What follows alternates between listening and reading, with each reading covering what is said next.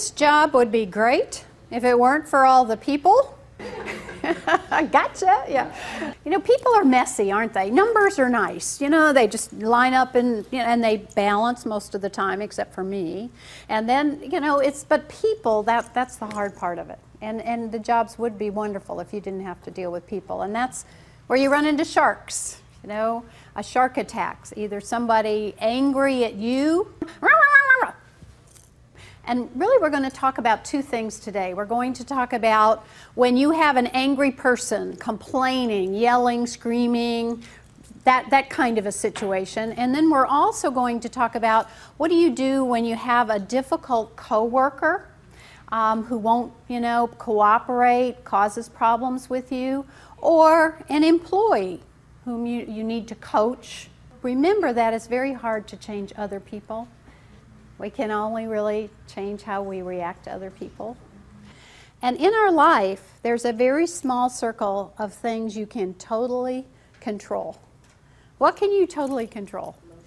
Your emotions, and sometimes I wonder about that, right? You know, have you ever, you know, yeah, right, your passion, you know, I mean, it's very hard to control your emotions. People will punch your hot buttons. Or how about, have you ever tried just a habit, a bad habit?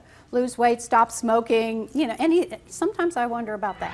Commit to what we call the adult behavior state, right? You can be a child, you can be the scolding parent or teacher, or you can take the adult problem-solving approach, and that's where you don't let them get your hot buttons. Don't let them emotionally hijack.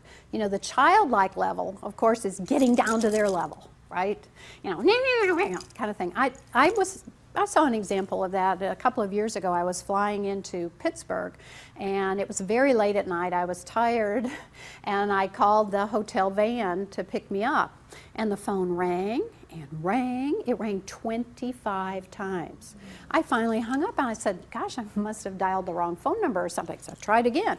This time it rang 27 times.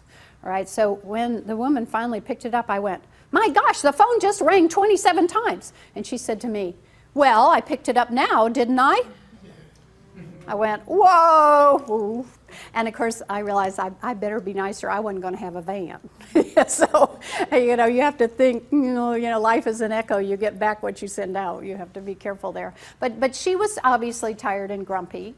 And I punched her hot button. You know, I was tired, I had a grumpy tone of voice, and that kind of thing. That was a childlike approach, no question about it. Then, of course, there's the scolding parent approach. And you tend to use that approach, and it depends on what your parents did. What were your role models as parents? What did teachers do? You know, I do a lot of work in school districts, and it really is interesting. You know, well, if they would just read those memos that we send home with their children. And I said, you know what, that's not going to happen. You know, everybody's busy, the child loses it on the way home, that kind of a thing. So, you know, we tend to say, well, if you had just called us sooner, well, if you had just, right, guess what? People aren't going to change. The chances of other people changing are slim to none.